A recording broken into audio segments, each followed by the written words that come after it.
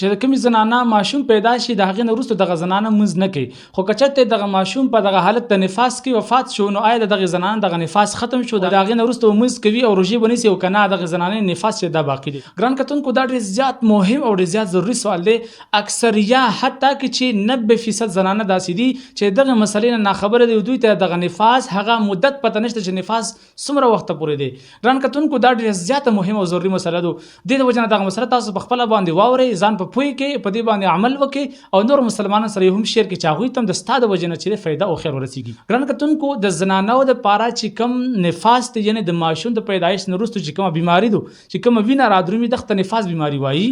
نو دغه نفاس دپاره چې کوم زیات مدت دی، چې یعنې اخري انتها چې کوم مدت دی هغه 40 ورځې دی. دغه وینه به تر هغه 40 ورځو پورې وي، او دغه وینه چې د 40 نه زیاته راشي، نو دغه زنانه چې کوم هغه اخري حد هغه 40 ورځې و، دغه 40 ورځې به نفاس حسابېږي، او کم مدت چې د هغې له حد نشته دی. لکه څرنګه امام اهل سنت امام الشاه احمد رضا خان فاضل بریلوي رحمت الله تعالی علیه مبارک په خپله فتاوی رضیه کې لیکلي دي چې د زنانو کومه د ماشوم نه وروسته بیماري او د نفاس والا د هغې دپاره زیات مدت 40 ورځې دی او کم مدت له حد نشته. نو یعنې که چېرته د 40 ورځو نه دننه دغه بیماري ودرېدله، دغه زنانه به ډایرکټ ولمبېږي او هغه به چې روژې هم نیسي چې روژې وي، او هغه زنانه باندې چې لمونځونه هم فرض دي لمونځونه به هم ادا کوي. او که چېرته د یو زنانه یو ماشوم په دوران نفاس کې وفات شو، مطلب دا چې ماشوم پیدا شلو، په زنانه باندې د نفاس بیماری جاری دو، او دغه ماشوم چې د 15 ورځې کې دننه یا په 10 ورځې کې یا 15 ورځې کې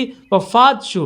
نو د دغه زنانه د دغه ماشوم وفات کېدو سره د نفاس هیڅ قسمه تعلق نشته. یعنی دغه ماشوم وفات شو، هغې نه وروسته دغه وینه جاری ده، نو دغه زنانه پر دا نفاس دی تر څو پورې چې دغه وینه جاری وي، تر هغه 40 ورځو پورې دغه زنانه دا نفاس کیدی شي او دا نفاس شمارېدی شي. او که چېرته دغه بیماري په 40 ورځې کې دننه بند شوله، نو دغه زنانه دغه نفاس بیماري ختمه شوله، دا به روژې هم نیسي او دا به چې د لمونځونه هم ادا کوي. واخر دعوانا ان الحمدلله رب العالمین.